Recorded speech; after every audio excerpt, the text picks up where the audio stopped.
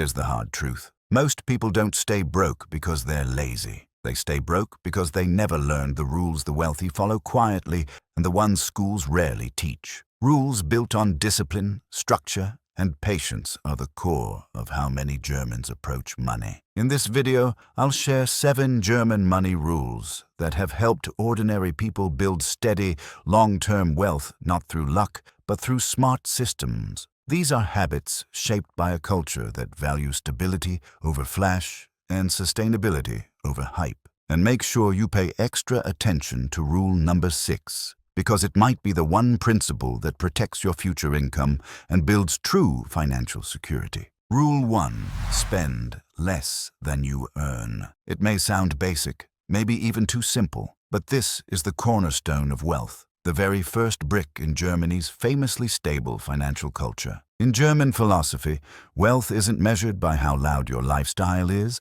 but by how quietly you've built your freedom. Most people ignore this rule because it's not flashy. It doesn't promise instant rewards. But here's the reality. If you consistently spend more than you earn, no amount of income will ever make you wealthy. Living below your means doesn't mean living miserably. It means living deliberately. Germans call it modesty. It's about resisting unnecessary indulgence so you can fund your future instead of feeding short-term cravings. When you spend less than you earn, you create a gap, and that gap is your engine. That's the money you use to invest, to prepare, to protect. That's how you build financial resilience. Many German millionaires live surprisingly modest lives. Take Karl Albrecht and Theo Albrecht, founders of Aldi. They built one of the largest discount retail empires in Europe, yet were known for extreme personal frugality. No luxury cars, no media spotlights, just quiet, disciplined living and scalable business systems. Ingvar Kamprad,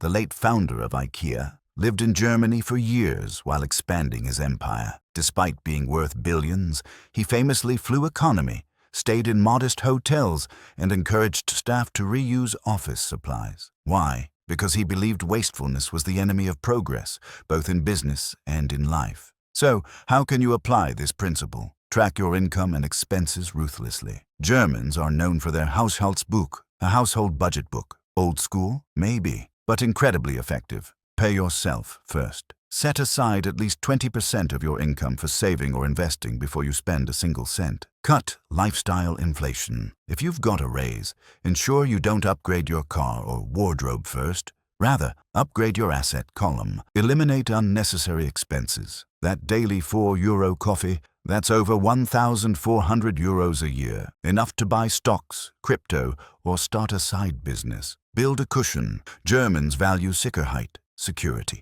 Having 3 to 6 months of living expenses in cash isn't just wise, it's standard. Emergencies happen, and when they do, you want options, not panic. But this isn't just about money. It's a mindset. It's choosing clarity over chaos, structure over stress. It's realizing that true wealth isn't loud. It's calm, calculated, and secure. Because at the end of the day, spending less than you earn isn't a sacrifice. It's the start of a life where your money serves you, not the other way around. Don't forget to like, subscribe, and hit the bell because one idea here might just be the turning point in your financial journey. Rule 2. Invest early and stay consistent. This rule is a game changer, and it's where disciplined wealth building truly begins. In German financial culture, time and patience are not just virtues.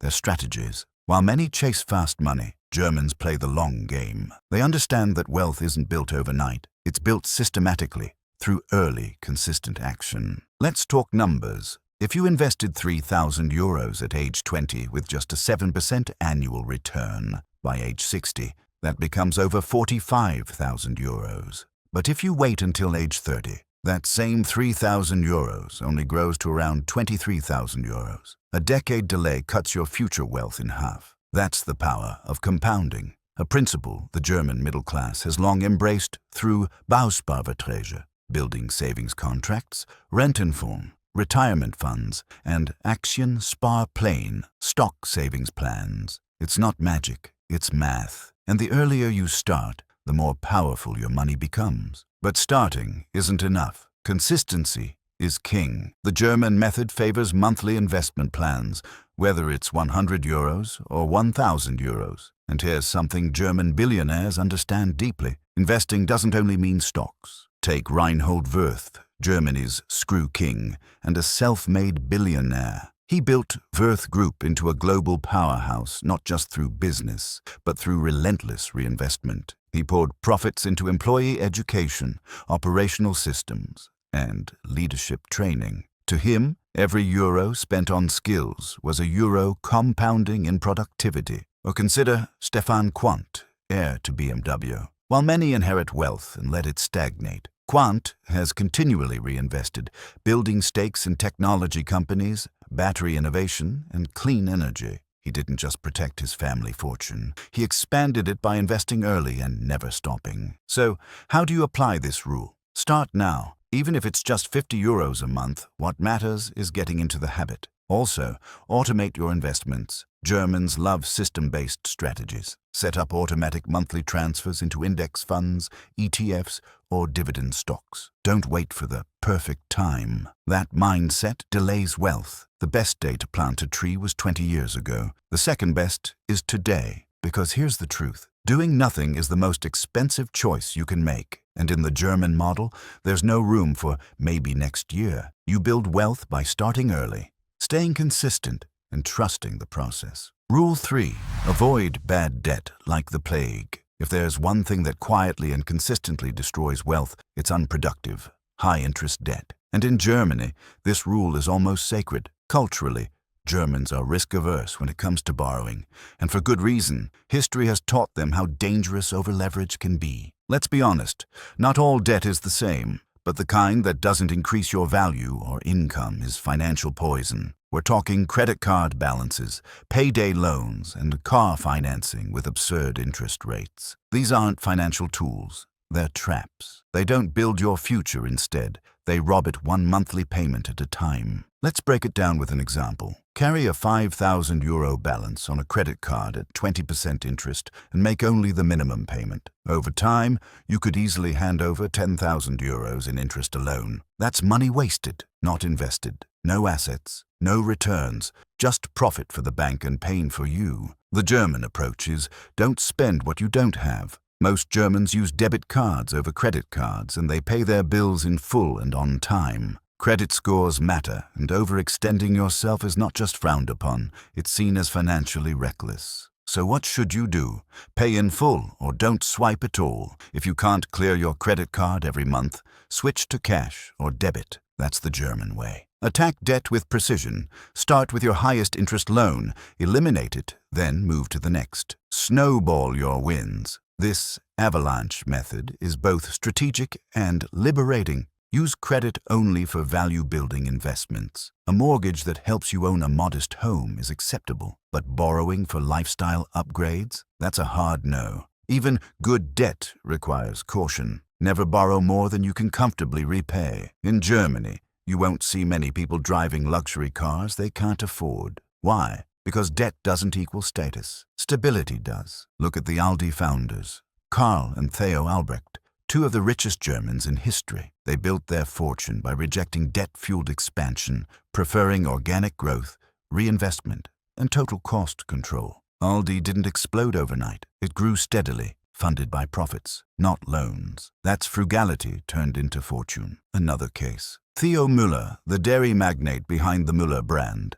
has always operated with financial conservatism. His empire was built on controlled costs, minimal outside borrowing, and profits reinvested into operations and expansion. If you're already drowning in debt, all is not lost. Here's the German method to quickly get out of debt. Negotiate lower interest rates, refinance smartly, consolidate when necessary, and build a repayment plan and stick to it. Every euro you redirect from debt to investment is a step toward financial freedom. In Germany, financial dignity begins with ownership over your obligations. Debt steals your time, your choices, and your future. And no amount of lifestyle luxury is worth that trade. So cut the chains. Stop enriching lenders and start building wealth on a solid, debt-free foundation. Rule 4. Don't rely on one income stream. depending solely on one paycheck is like building a house on a single wooden beam and hoping it never cracks. In Germany, where economic stability is highly valued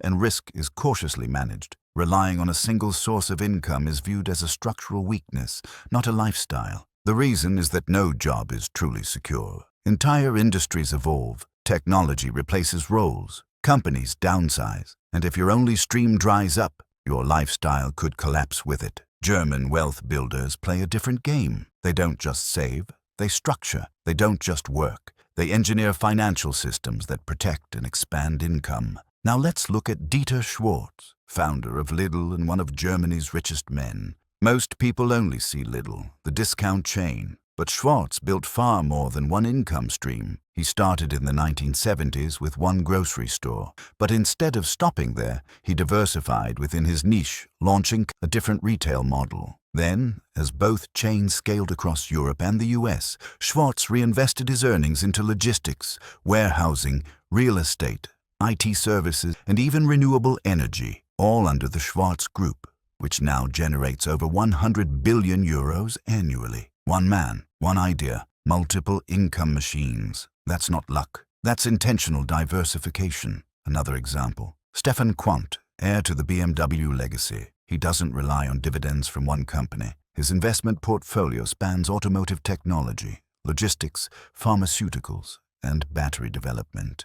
Before we continue, if you're enjoying this video so far, give it a thumbs up. Feel free to share it with your family and friends. Don't forget to subscribe and hit the notification bell to be the first to see our updates. Alright, let's dive back into the video. Rule 5. Protect your wealth like your life depends on it. Building wealth is one thing. Keeping it is a whole different game, and that's where most people miss it. Wealth doesn't disappear overnight. It leaks through lawsuits, bad investments, taxes, emergencies, or just poor planning. If you don't protect it, everything you've worked for can vanish faster than it came. Let's break it down. You can start with insurance. It's not exciting, but it's essential. Auto insurance protects you from costly accidents. Liability insurance shields you from lawsuits. And if you've got serious assets, you need to get an umbrella policy. Another way you can protect your wealth is through estate planning. The truth is that no one likes to think about it. But you need a plan for what happens to your money when you're gone. It will make sure your assets go where you want them,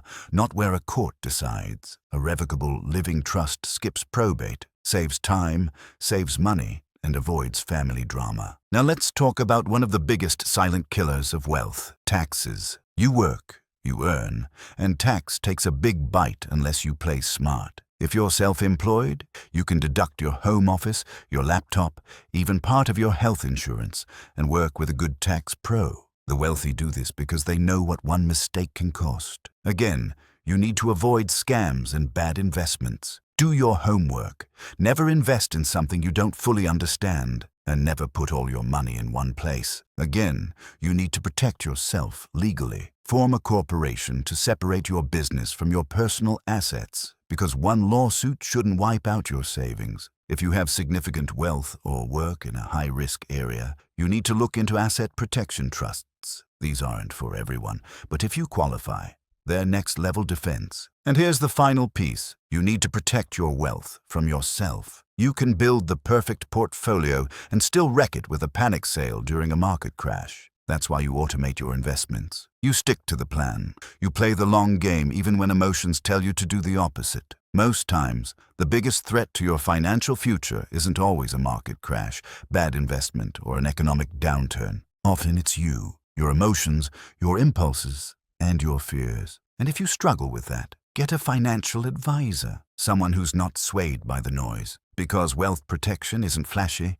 no one claps when you buy insurance or update your trust, but that's the stuff that keeps your fortune intact. So build your wealth like a warrior and protect it like a fortress. The goal isn't just to get rich, it's to stay rich. Rule 6. Never stop learning. Knowledge is the ultimate wealth multiplier. The more you understand money, markets, and mindset, the harder it becomes for anyone or anything to take wealth away from you. Money flows to those who know how to handle it, and the wealthy don't just earn more, they practice lifelong learning, which is critical for competitive long-term success. They study, they adapt, and they evolve. That's how they stay ahead while everyone else plays catch-up. So, where do you start? Master the basics, such as budgeting, debt, and investing. Don't skip it. They are your financial ABCs. Forget hype. Germans are methodical learners. They don't skip the fundamentals. Instead, they master the basics before scaling. Pick up classics like Rich Dad Poor Dad by Robert Kiyosaki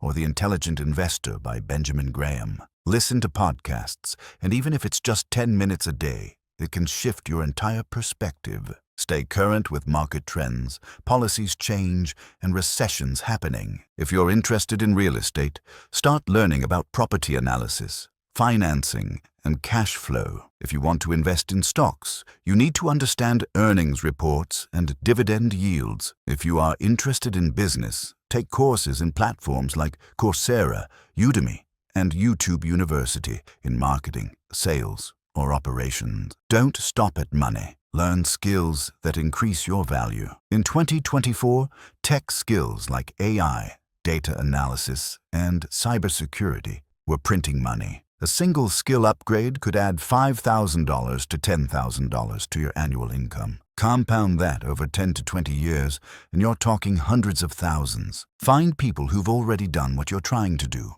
Ask questions, learn from their wins and their mistakes. You don't need to figure everything out on your own. Smart people borrow wisdom, but here's a warning. Not all advice is good advice, especially online. If someone's promising 10x returns with no risk, they're selling you a fantasy. Vet your sources, trust track records, and stick to time-tested principles. The more you know, the more confident you become. You don't panic when the market dips. You look for opportunities. So, pick up a book, take the course, ask the question, because every bit of knowledge you gain is another dollar that knows how to work for you. Rule 7. Give back intentionally. In most German cultures, real wealth isn't just about stacking money. It's about using it to make a difference. Because at the end of the day, impact is the ultimate flex. The wealthy don't just grow their net worth. They grow their network, their influence, and their legacy through strategic generosity. And the best part is that giving back doesn't just feel good, it can build wealth too. Donating to causes you believe in connects you with people who share your values, whether that's local charities, education, health, or global missions. Serving on a non-profit board can suddenly connect you with CEOs, investors, and leaders who may open doors in ways you never imagined. Volunteer, mentor, share your expertise, teach financial literacy, and guide young entrepreneurs. When you give time, you build trust. And trust creates opportunities money can't buy. Even supporting your local community, funding a startup, investing in education, or mentoring a high-potential youth can pay off in ways you never saw coming. However, don't give impulsively. Vet organizations to make sure your money is making a real difference. Set a giving plan just like your investment plan. Maybe that's 5% of your income, maybe 10%. The amount matters less than the intention behind it. And here's something most people don't talk about. Generosity rewires your mindset. It shifts you from scarcity to abundance. It reminds you of having enough to share. And that mindset attracts people, opens doors, and multiplies opportunities. Now you know the strategies that waste your time. You know what to ditch, what to double down on, and how to finally make your money move in the right direction. But knowledge without action, that's just noise. So here's your next move. Pick one strategy and start today. Not next week, not when the market is better, but today. The best investors aren't the smartest. They're the most consistent. If this video helped you rethink your approach to wealth, hit that like button, drop a comment, and tell me which point hit hardest. And if you're serious about leveling up financially, mentally, and as a builder of your future, check out the next videos lined up for you. And don't forget to leave a comment if you want me to break down any part of this even further. And of course, subscribe and turn on notifications so you never miss a lesson that could be the turning point in your financial journey. Because this isn't just about money, it's about building a life you don't have to escape from.